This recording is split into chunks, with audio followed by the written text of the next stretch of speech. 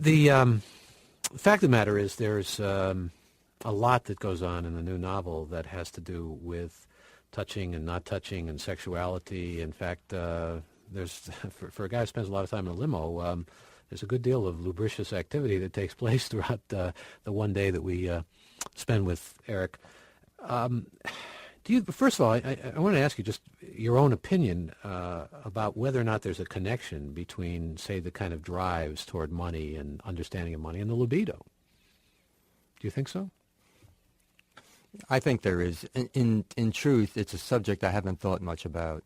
And if it occurs in this novel, it occurs more or less by happenstance. I think it's a fact that men with more money are in a position to have more sex if they choose to do this. Aside from that,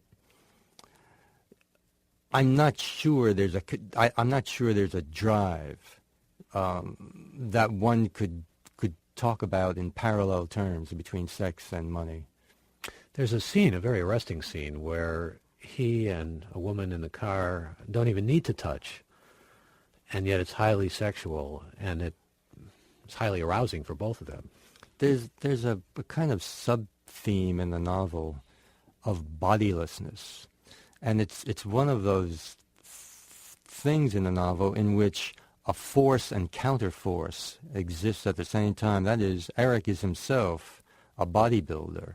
He's in good shape physically. He takes good care of himself and is quite a powerful man.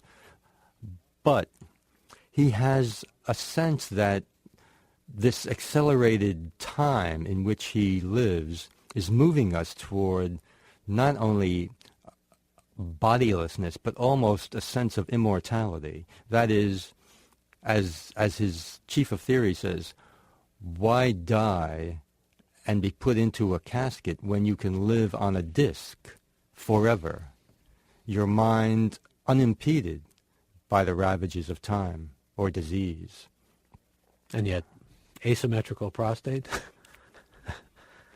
Why does Eric have an asymmetrical prostate? Just because a sentence popped into my head when I was working on this paragraph, and then becomes a theme in the book. But I don't think I'll say more about it.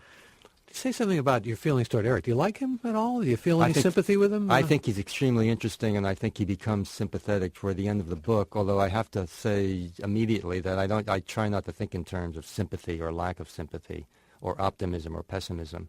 But I do think he changes quite forcefully toward the end of the book. And if he doesn't achieve redemption, another word I don't like, maybe it's a partial redemption. We don't like a lot of the same words, I think. And talking again with Don DeLillo, his new book is Cosmopolis, and it is a journey. And it's a journey, again, into technology. And again, fascination with technology in so much of your work.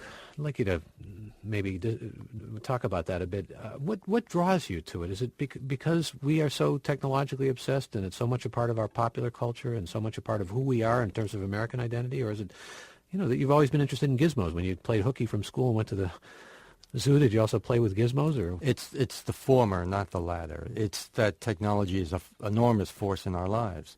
And what occurs to me is to try to examine what kind of force it is in our consciousness. And is it nearly a spiritual force? Does it drive us in ways that we're not quite aware of? The point of technology is application, of course. Of science is inquiry, technology is application. Technology exists in order to be applied.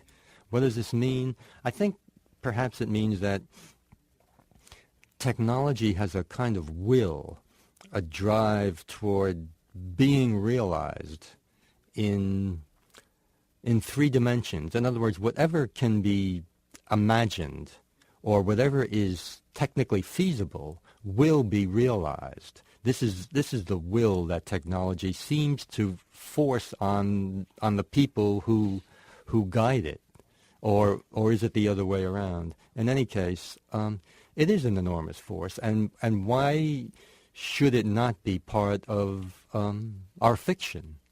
Well, when you talked about immortality before, about the theorists and Eric thinking perhaps that longevity can keep going on, and certainly there are those who tie technology to that, and you mentioned the word spiritual in this, it brings to mind the kind of thing you were dealing with in White Noise when you were writing about the American mystery and what we're sold through our technology, Toyota, Celica, this kind of thing, where we seem to be in touch with a desire for transcendence that really one ought to take quite seriously, I suppose, huh? I think this is true. The question is, what kind of transcendence is it? Well, it's contemporary. It's American. Mm-hmm. It's something we can't draw on the past to try to understand what's happening now.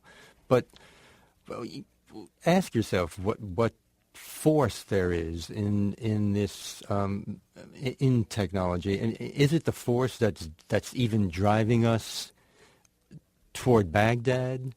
Is this force underlying all the other geopolitical reasons for our current action in that part of the world?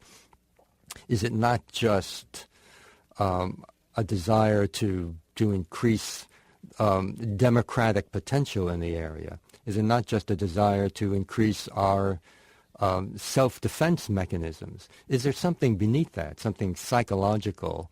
Is technology also one of the things that's driving us? This is a Cold War administration, and with an opportunity, finally, to identify an enemy with borders and an army whose members wear uniforms. These aren't terrorists living in crowded corners of distant cities. It's not an amorphous network. It's an identifiable enemy, and we have the technology to reduce its potential danger, and this is what we're doing.